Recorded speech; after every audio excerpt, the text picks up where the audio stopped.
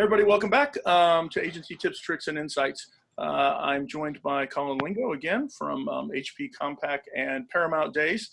I'm an expert in agencies and all things marketing. So welcome, Colin. Well, thanks for having me again. You bet. So we're going to talk a little bit today about agency contract tips. As everything's going on in the world with COVID, et cetera. You may be looking at changing your agency contracts, et cetera. And so we've both done this a number of times before, having negotiated different agency contracts. And we're going to provide you with some tips, about 36 of them. We're not going to go over all of them. We will have a link at the bottom of this video that you can actually pull down those tips for you. Again, this is just 36. We've got a lot more, but we're just going to cover the top level. So, Colin, why don't you lead us through the first ones that you have, and then go from there. Yeah, the first one top of mind, right, is you're preparing to, renegotiate or restructure your agency, right, contractual arrangement, right. One thing I think it's important to really focusing on, and sometimes get overlooked because you're so concentrated on the fee structure or the bonus structure, but it's really the agency staffing, right? We got to make sure, you have the right people, right, globally or regionally, certainly at the local level, to support the business, right, on the ground.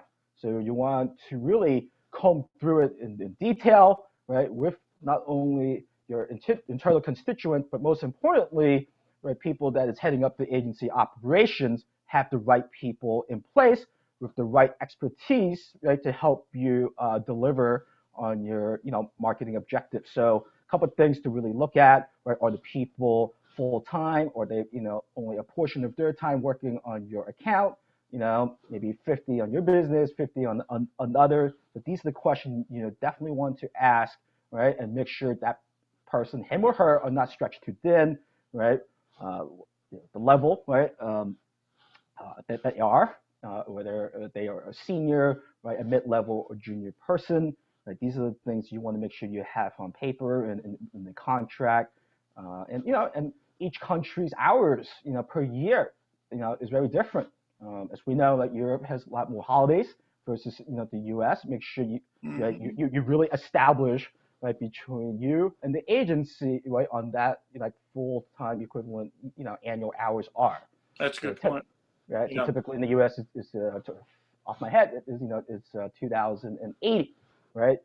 In Europe, it's less than 2,000. So right, make sure you guys are on the same page so you can quantify, right, the cost of the team, when you put your financial models together.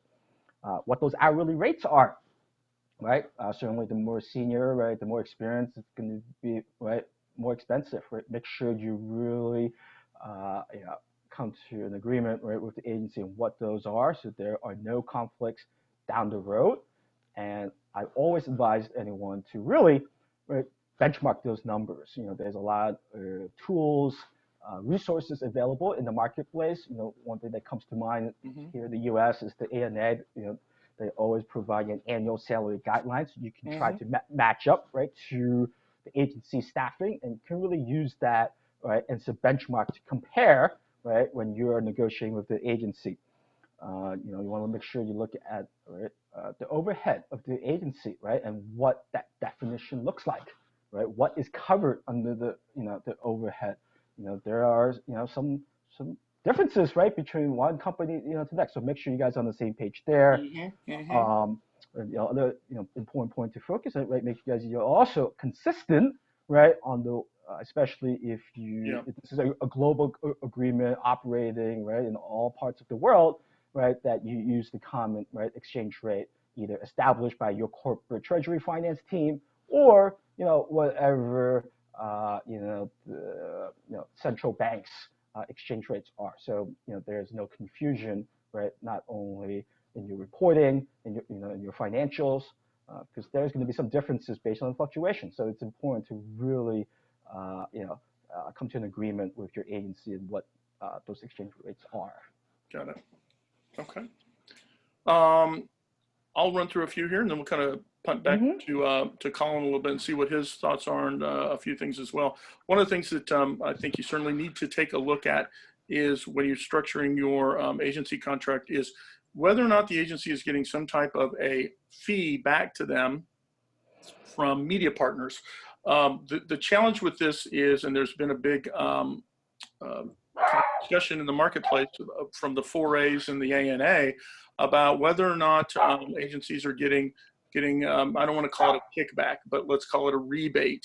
A rebate is really what it is, where they've purchased X amount of dollars and they get some type of rebate back from a media partner. Well, you need to understand what that is and whether or not that rebate needs to come back into your budget, or whether or not it's going to be sitting with the agency. You need to make that determination and that call along those lines. The way that you're going to find that out is actually by auditing. Okay, so that's the next tip. Is you want to put into your contracts that you can audit, say once a year or once every 2 years. The key is you got to go audit. Okay, you don't want to just sit there and put it in there and not do anything with it. I have found things in an audit. Again, it wasn't anything that anybody was trying to hide. It was just simply some paperwork issues that found that we had some media that was due to us that had not been picked up. So those are the types of things that you want to take a look at. In addition to that, remember that your budgets are coming from shareholders, and they want to make sure that their budgets are spent appropriately. The identification of performance-based compensation is also key. Does that performance-based compensation, what are the requirements around that? What is it that the agency has to do, or its people, to be able to obtain that type of performance-based compensation? One of the things is I would align that to the company targets that you have, because I think that that's important for people to have their stuff aligned there. Also ownership. Do you own the creative assets that the company produces for you, or does the agency own those? So if there was a separation of the companies, do you get those creative assets, or do they? You need to make those calls and those decisions as it relates to it. If they were to resign the account, what's the length time that they would have to support you in the resignation of the account? And that even comes into, can they actually go out and bid for additional business that may be category specific to yours, and the category exclusivity that you have out in the marketplaces. One other one that or two others that I'll talk quickly about. One is approvals for submitting work to award shows. I can tell you that some creative that were created at one of the places that I worked for that did not go public was actually run in a small marketplace in some small town at 1 o'clock in the morning. It had to run one time for it to be able to be submitted. You want to make sure that you understand what's being submitted in the marketplace, because it impacts your brand. Okay. So you need to make sure that that's put in there, that they need to run that stuff by you before they would submit to an award show. And then finally, the one that probably is a pet peeve of mine is, what's the policy on getting free tickets, getting free trips, and getting stuff to free events? Colin knows this was a pet peeve of mine as well. Sometimes what will happen is, internally, your people may leverage the agency to get those types of things for them, or that media partners, et cetera, may provide them as incentives to the client, as well to the agency. Now, look, you need to go back and make a determination with your own company policies whether or not that's going to be applied or not. My take is that if you accept that type of stuff, it's just like accepting a gift, right? And you've got gift alignment decisions that have to be made there. I think it's the exact same thing, but you have to understand that and make sure that that is not influencing the buying decisions of internally your own people or externally with your agency. So, Colin, any other thoughts that you have? Yeah, just really follow your corporate guidelines and code of standard business, right? Oh, there's one other one that we need to talk about, because I think you and I were actually on flight with one of our executives on this. A great story. So Colin and I and one of the executives, high-level executives of the company, were on a plane flight, and our corporate travel policy had that we all had to fly in coach.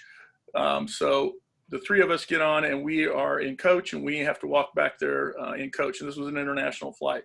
While the agency was all sitting in first class, purchased first class tickets. Now, Yes, okay, that's their travel policy. But I can tell you that that executive was not real happy and wanted to know how the hell the agency was sitting in first class and we were sitting in the back of the bus.